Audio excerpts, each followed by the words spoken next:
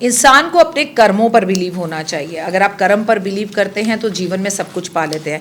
हमारे यहाँ पर प्रकट्य जो नवरात्रे हैं वो 2 होते हैं और हमारे यहाँ गुप्त नवरात्रे जो होते हैं वो 2 होते हैं। इसी तरह से पूरे वर्ष में 4 नवरात्रे पड़ते हैं। इन गुप्त नवरात्रों में हम महाविद्या 10 महाविद्याओं की जो है वो पूजा करते हैं और लाइफ में आगे बढ़ते हैं। आपको एक बात पता है, खासकर बहुत ज़रूरी है, और वो बात ये है कि लाइफ में कोई भी प्रॉब्लम नहीं है। लाइफ के अंदर सब कुछ बहुत अच्छा है।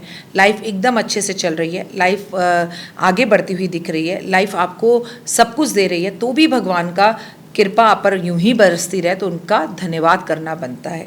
प्रभु की दया और भगवान का शुक्रिया करना बनता है।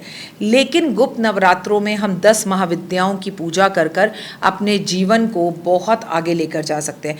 कौन कौन सी वो 10 महाविद्याएं हैं, मैं आपके साथ 2 मिनट का उपाय ज़िंदगी बदल जाए में 26 जून से लेकर 4 जुलाई तक शेयर करने वाली हूँ। लेकिन आज के इस छोटे से वीडियो के अंदर मैं आपको गुप्त नवरात्रों की सारी जानकारी दे दूँ। अगर गुप्त नवरात्रों की बात की जाए तो आषाढ़ मास में गुप्त नवरात्रे हमारे 2025 में 26 जून से 4 जुलाई के बीच में शुरू हो रहे हैं।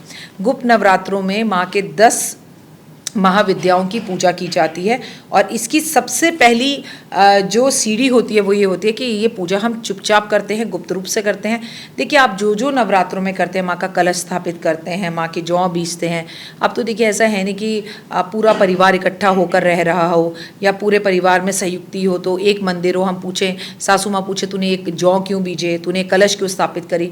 अब तो लोग एक एक परिवार में रहते हैं और जिनके यहाँ पर ऐसा है वो ना करें ये सब, लेकिन जो कर सकते हैं वो कलश अपना भी करें और जो कर सकते हैं वो जवे भी जरूर, जौ जो होते हैं वो ज़रूर बीजें। जौ बीजने से आपके जीवन के अंदर जितनी खूबसूरत खेतरी इन 10 दिनों के अंदर होगी उतनी खूबसूरत खेतरी प्रकट्य नवरात्रों में भी नहीं होती। लेकिन अगर ये सब आपके घर वालों को पसंद नहीं है तो आप गुप्त रूप से करें। कोई दिखावा नहीं करते हैं इस टाइम पर, कोई हल्ला हू नहीं करते हैं इस टाइम पर। पहले जो 3 दिन हैं उसमें हम माँ दुर्गा भवानी के रूपों की पूजा करते हैं। अगले 3 दिन में हम लक्ष्मी की पूजा करते हैं। अगले 3 दिन में हम सरस्वती की पूजा करते हैं। इन दिनों में मांसाहारी हमें नहीं खाना चाहिए। गुप्त रूप से हमें लहसुन प्याज खाना छोड़ देना चाहिए।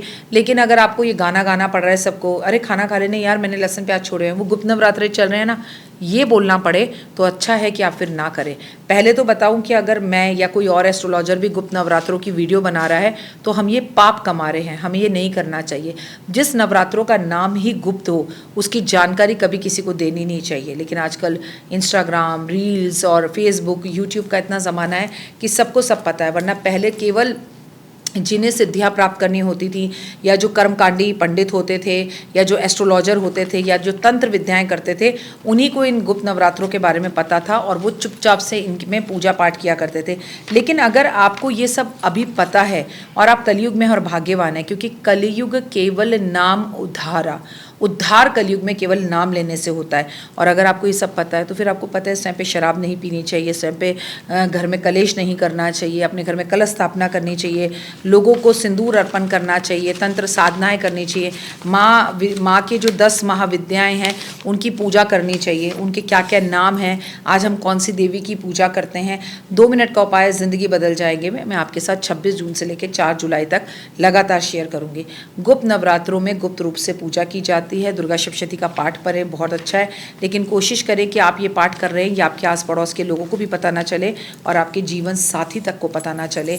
गुप्त नवरात्रों में किसी कन्या के घर जाकर उसे छोटी छोटी चूड़ियाँ दे दी, श्रृंगार दे दिया, ऐसी चीज़ें दे दी। आपने किसी जो महिला है उसे सिंदूर दे दिया। अच्छा, आपने किसी महिला को सिंदूर दिया और उसे पता भी ना चले कि आप कि आप उसे सिंदूर क्यों दे रहे हैं, क्योंकि गुप्त नवरात्रे आलता, किसी को बिंदी भिजवा दी, किसी का ब्लिंकेट करवा दिया श्रृंगार का सामान, लेकिन उसमें अपना नाम ही नहीं दिया।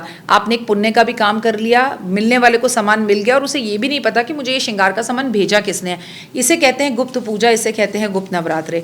तो ऐसी चीज़ें करने से ज़िंदगी में आपको काफ़ी लाभ होगा। और गुप्त नवरात्रों में हम भगवान से धन मांगे तो यकीन मानिए धन की प्राप्ति होती है, विद्या मांगे तो यकीन मानिए विद्या की प्राप्ति होती है। अगर हम उनसे अब रोगों से छुटकारा मांगे उसकी प्राप्ति होती है। अगर हम कुछ सिद्धियां प्राप्त करना चाहे, जैसे आप कहते हैं ना भविष्यवाणियां सच होती हैं या क्या करते हैं, हमें भी बहुत कुछ गुप्त नवरात्रों में करना होता है। लेकिन जैसा कि मैंने आपसे कहा, हम आपको बता ही नहीं सकते कि हम क्या करते हैं और बताना भी नहीं चाहिए। तो आप सभी को गुप्त नवरात्रों की हार्दिक शुभकामनाएं। और मेरे चैनल पर, इंस्टाग्राम पर ज़रूर नज़र रखिएगा, मुझे फेसबुक पर ज़रूर फॉलो कीजिएगा। हालांकि देखिए मैं आपसे कभी कहती नहीं हूँ, और मेरे को लगता है कि मुझे सब कहते हैं कि तुम्हें ये ज़रूर बोलना चाहिए। और वो बात क्या है कि प्लीज़ लाइक, सब्सक्राइब और शेयर ज़रूर कीजिए अगर आपको मेरी बात समझ में आती है। ओए होए, जय माता दी।